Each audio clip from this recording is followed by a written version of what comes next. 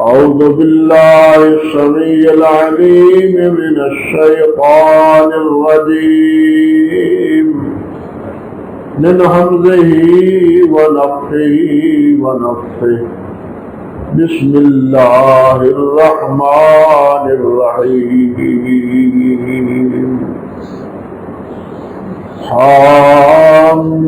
حامیم تنزيل الكتاب من الله العزيز العليم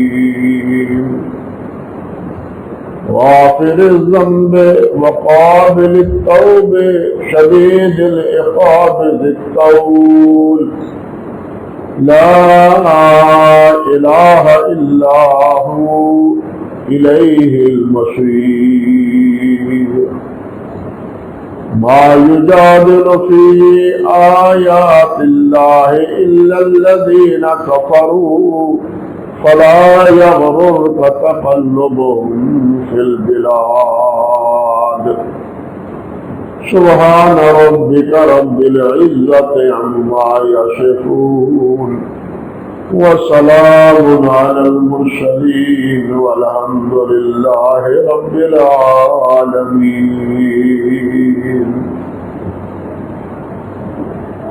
محترم معزز سامعین کرام،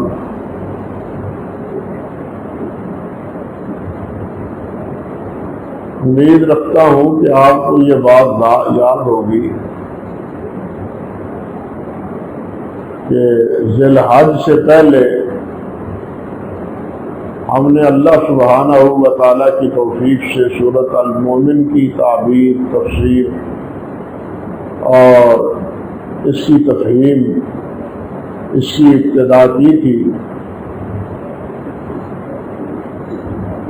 ذی الحج کے بعد محرم الحرام اور ربیع الاول تک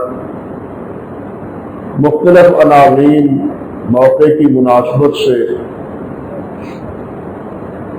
آپ کے سامنے بیان ہوتے رہے ہیں، اور آج اللہ سبحانہ و تعالیٰ کی توفیق سے پھر وہیں سے بات کی ابتدا کر رہے ہیں جہاں سے یہ سبق اپنے اختتام کو پہنچا تھا. ابتدائی 3 آیات کے بارے میں حامیم، اور اس کے بعد 2 آیات ان کے بارے میں اس سے پہلے بات ہو چکی، اور اس بات کا خلاصہ یہ ہے کہ ان ابتدائی 2 آیات میں دین کے جو بنیادی عقائد اور بنیادی مسائل ہیں ان کو بیان فرمایا ہے. دین کے بنیادی مسائل ہیں توحید، رسالت اور قیامت. ان تینوں کا تذکرہ ان دونوں آیات میں ہے. چنانچہ تنزیل الکتاب من اللہ العزیز العلیم، اس کتاب کا اتارا جانا اللہ کی طرف سے ہے، یہ کسی انسان کا کلام نہیں ہے، نہ ہی خود محمد صلی اللہ علیہ وسلم نے یہ کلام بنا لیا ہے یا کسی سے سیکھ لیا ہے، بلکہ اللہ کا نازل کیا ہوا. یہ تنزیل کا لفظ بھی اس بات کا بھی مشر ہے کہ اللہ پر ایمان کا تقاضا یہ ہے کہ اللہ اوپر ہے، ہر جگہ نہیں ہے، کیونکہ اوپر سے نیچے چیز آتی ہے. جبرائیل اوپر سے وحی لے کے نیچے نبی علیہ السلام کی خدمت میں حاضر ہوتے تھے.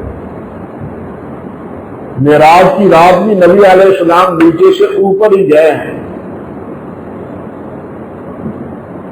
زمین کے اطراف میں نہیں. بیت المقدس اور بیت المقدس سے اوپر. یہ جو عام عقیدہ چل نکلا ہے اللہ ہر جگہ ہی ہے، ہر جگہ اللہ موجود ہے، یہ بالکل غلط ہے.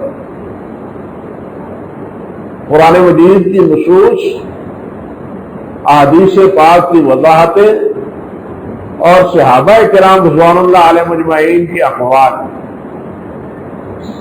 تمام اس بات پر مشر ہیں، دلیل ہیں، برہان ہیں کہ اللہ آسمانوں کے اوپر ہے، عرش کے اوپر. ثم استوى علی العرش، وہیں سے اللہ سبحانہ و تعالیٰ کے سارے پیغامات آتے ہیں. تو یہ تنزیل کا جملہ اللہ کی صفت علو، اس کا بھی اشارہ اس میں موجود.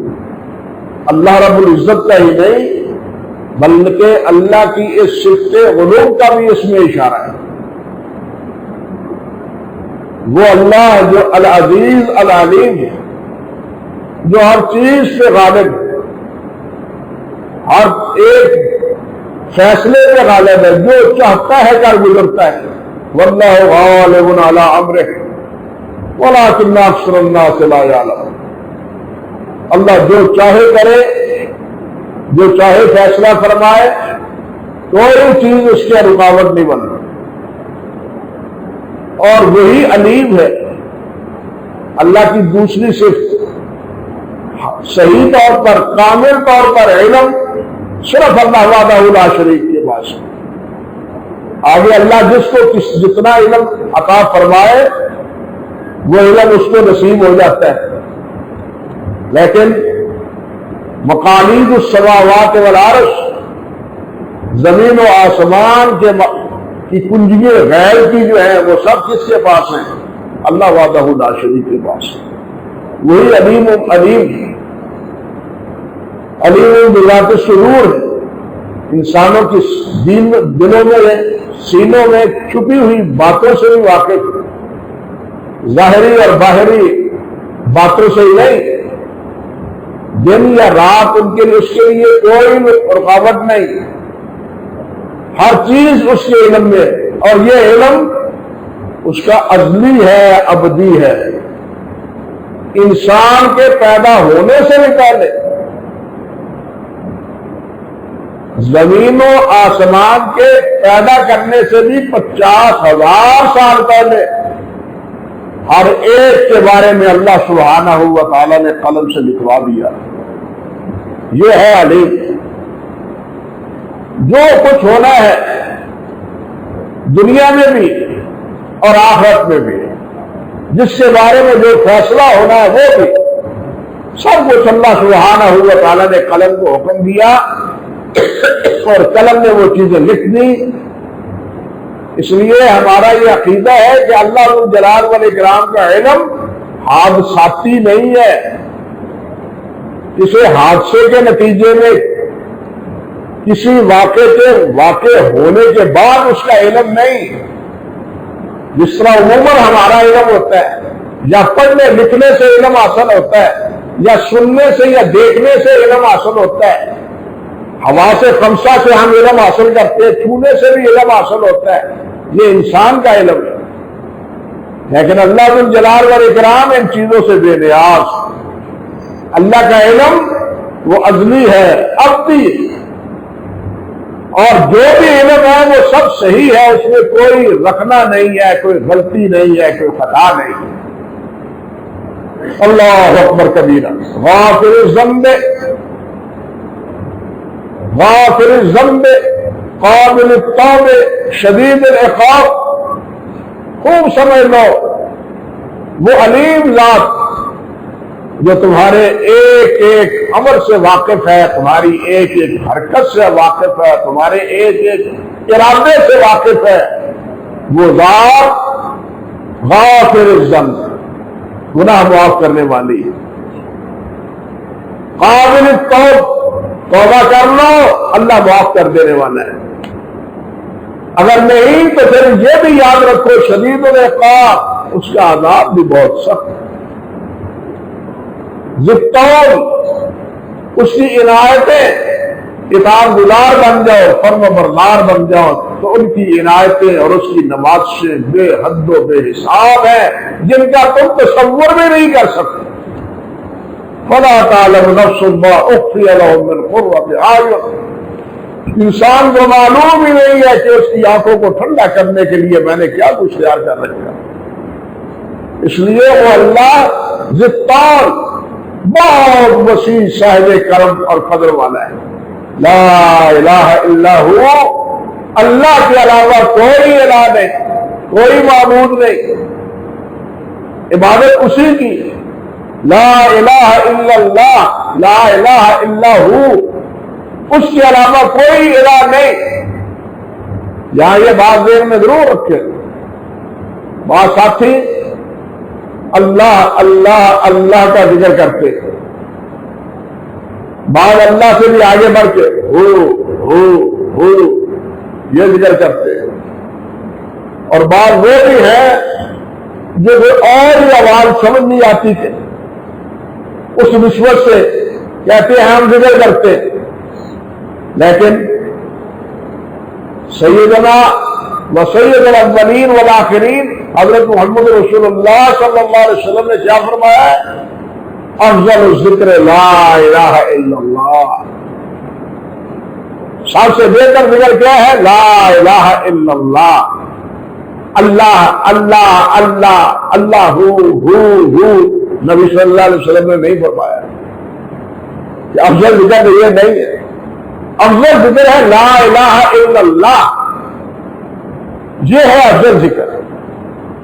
یا لا الہ الا ہو، یہ ہو تو اس لیے کہ اللہ کا لفظ پہلے آ چکا ہے، جس طرح پہلے تنزیل الکتاب من اللہ، اللہ کی طرف سے یہ کتاب نازل کی ہوئی ہے، کسی اور کی طرف سے یہ کتاب نازل نہیں ہوئی، اللہ نے اس کو نازل کی، اس کی طرف نسبت ہے یا ہو کی، ورنہ کلمہ کیا ہے؟ لا الہ الا اللہ، اللہ کے علاوہ کوئی الہ نہیں۔ سیدھی سی بات ہے، ایک آدمی پڑھتا ہے مسلمان ہوتا ہے، وہ پڑھے لا الہ الا ہو، مسلمان ہو جائے گا؟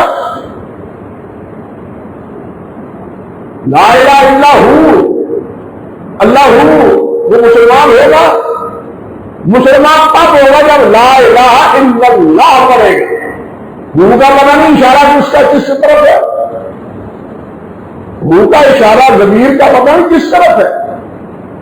اللہ سبحانہ و تعالیٰ پر ایمان صراحتاً اعتراف اور اقرار، یہ ایمان اشاروں میں نہیں بات بنتی۔ تو اللہ نے فرمایا لا الہ الا اللہ، وہ ہے جس سے علاوہ کوئی معبود نہیں۔ الیہ المصیر، الیہ المصیر، قیامت کا ذکر اس میں آ گیا، بالآخر لوٹ کے تم نے ادھر ہی جانا ہے۔ کنتم امواتا فاحیاکم ثم یمیتکم ثم یحییکم ثم الیہ ترجعون۔ تمہارا کوئی کہیں ذکر نہ تھا، اللہ نے تمہیں حیاتی عطا فرمائی، اللہ پھر تمہیں موت دے گا، اللہ پھر تمہیں زندہ کرے گا، پھر اللہ کی طرف تم حاضر ہو، اللہ کے پاس ہی پہنچو گے جس نے تمہیں پیدا کیا ہے، اسی کے پاس تم نے بالآخر پہنچنا ہے۔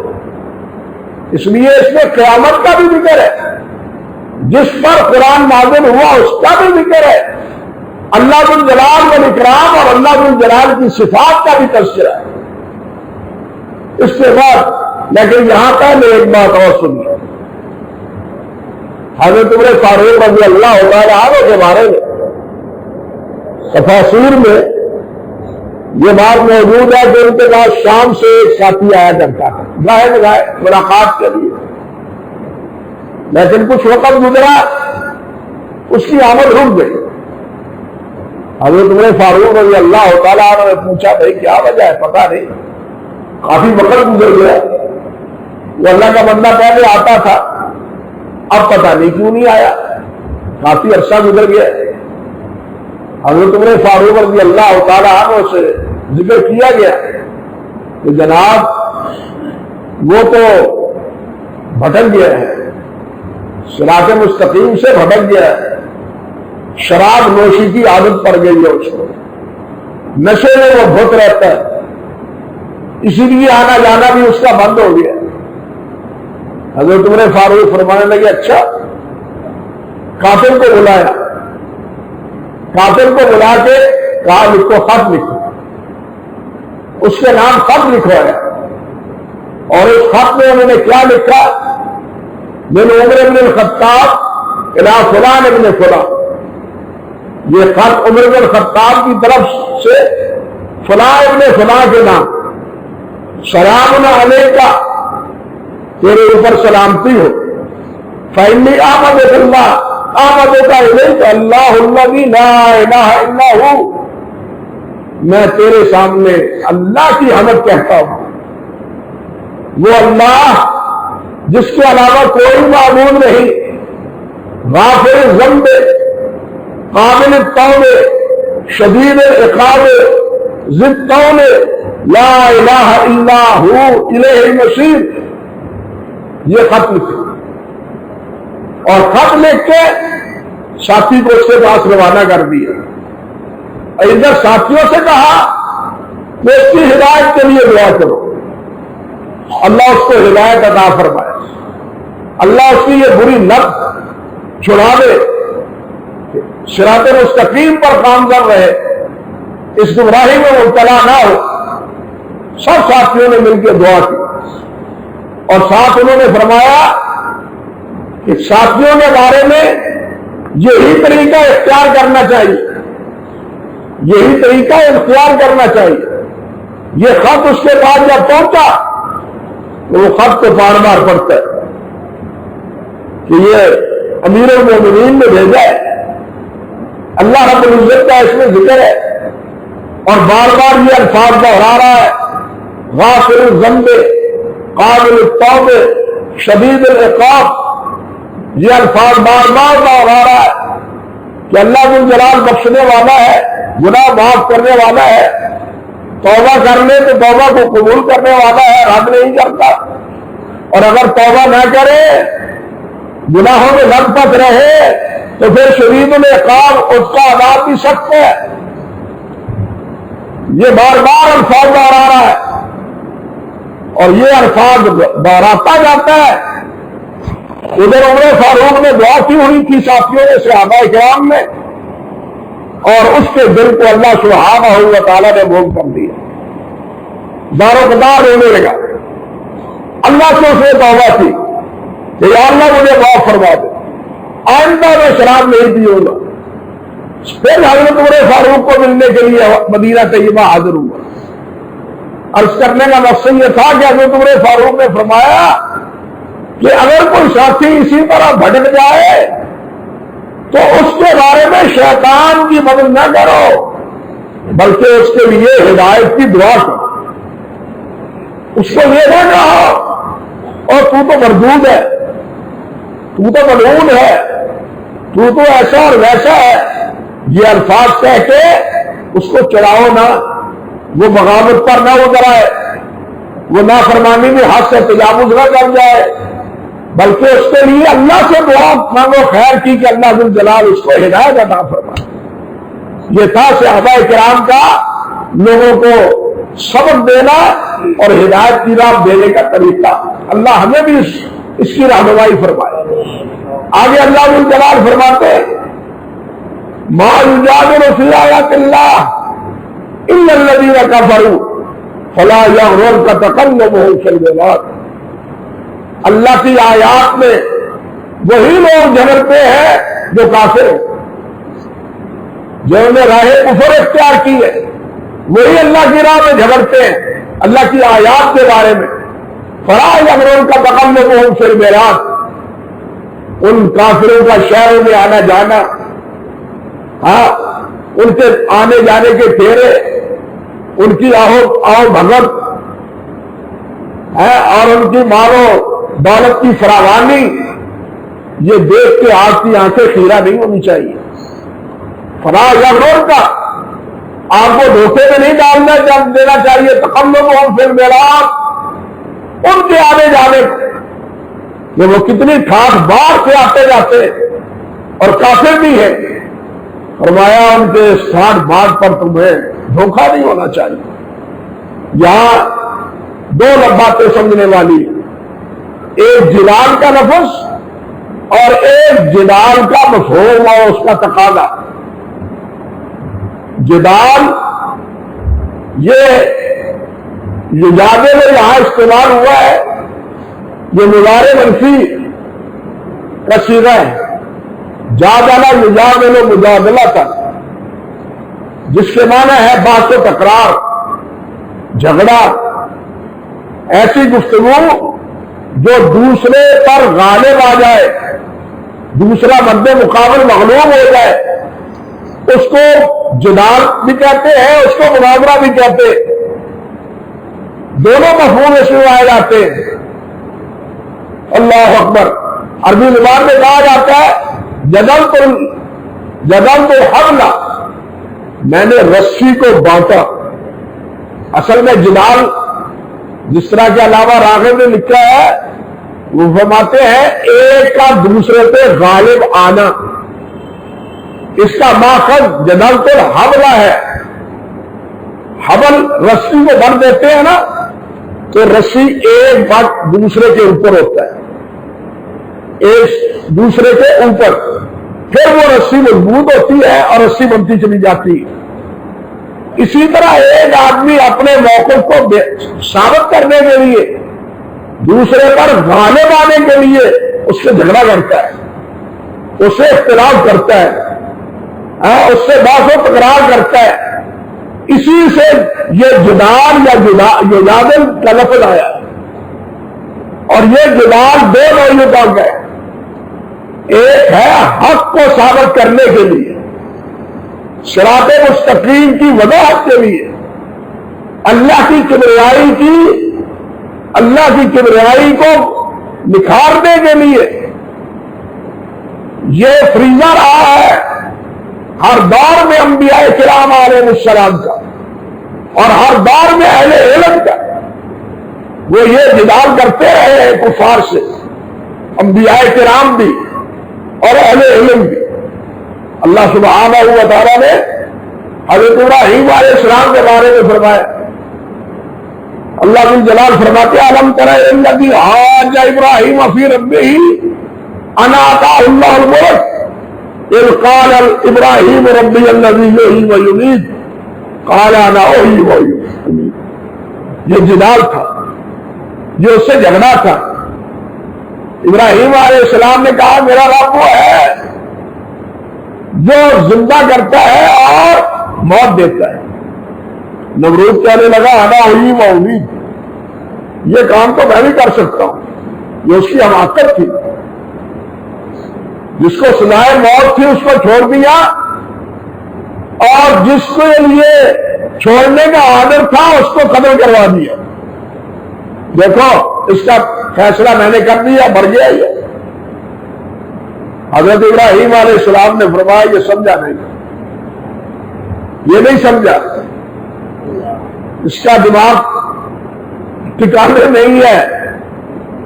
فرمانے لگے ربی الذی، میرا رب وہ ہے جو سورج کو مشرق سے مغرب کی طرف لے آتا ہے۔ اگر تو رب ہے تو اس کو مغرب سے مشرق کی طرف لے آئے۔ فبہت الذی کفر، خاموش ہو گئے، نہ کر سکا اس طرح۔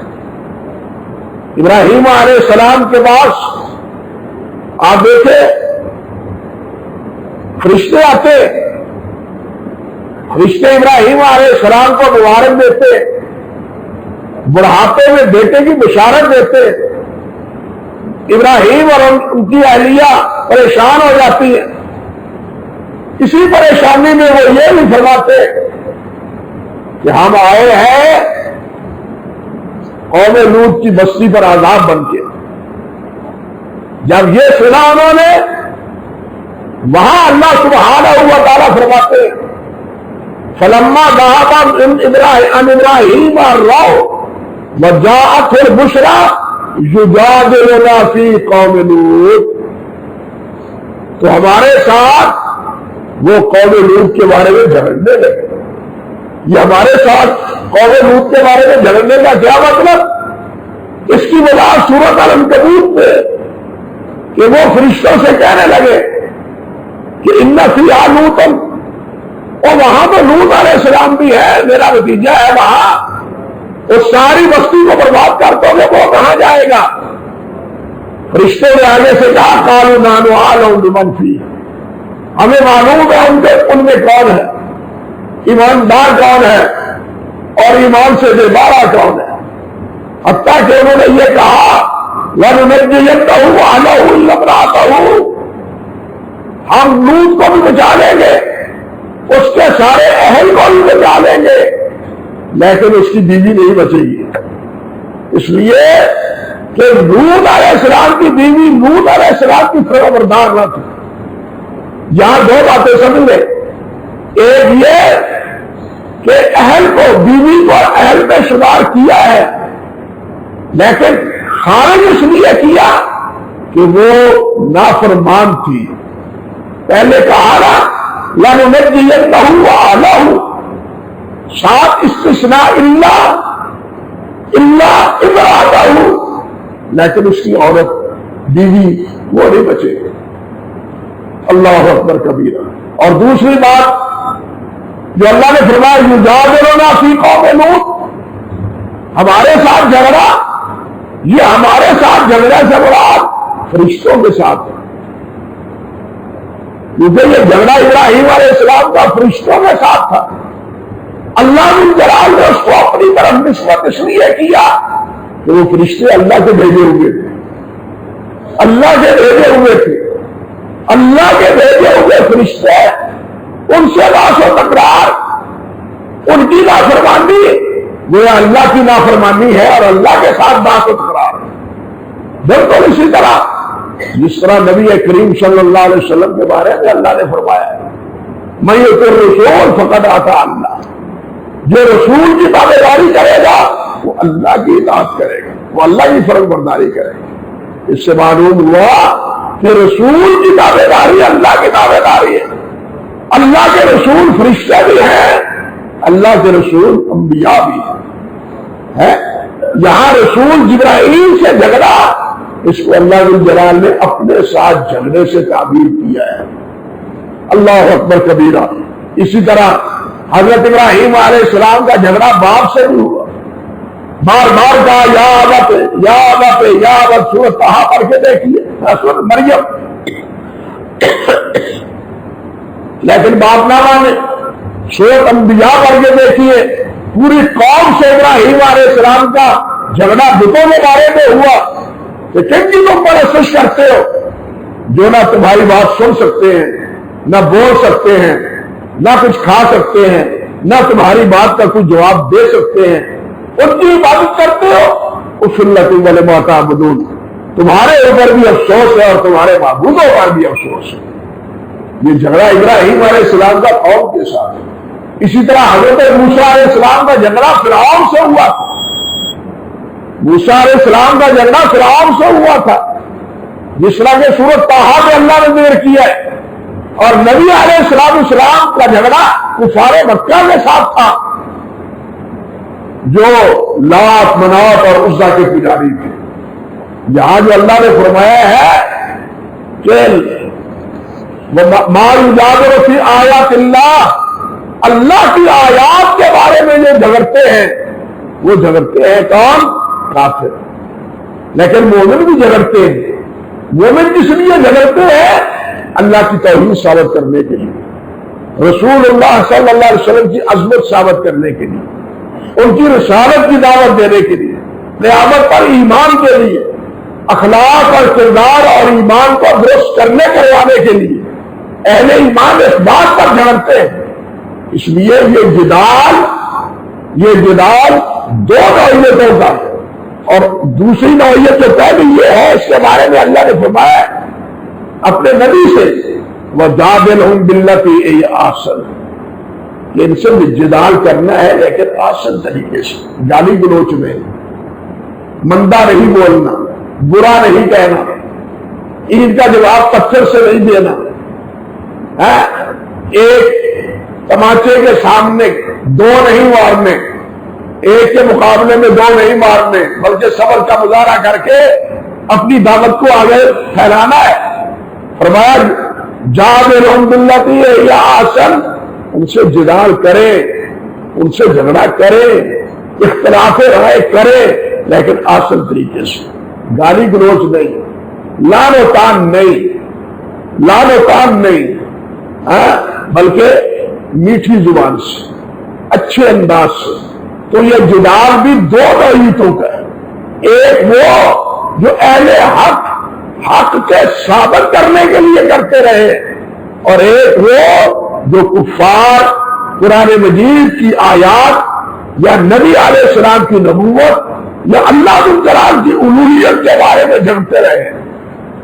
ان کا جھگڑے کی نوعیت کیا تھی، یہ انشاءاللہ اللہ نے چاہا تو آئندہ خطبے میں عرض کرنے کی کوشش کروں گا۔ اقول قولی ھذا استغفر اللہ لی ولکم ولسائر المسلمین۔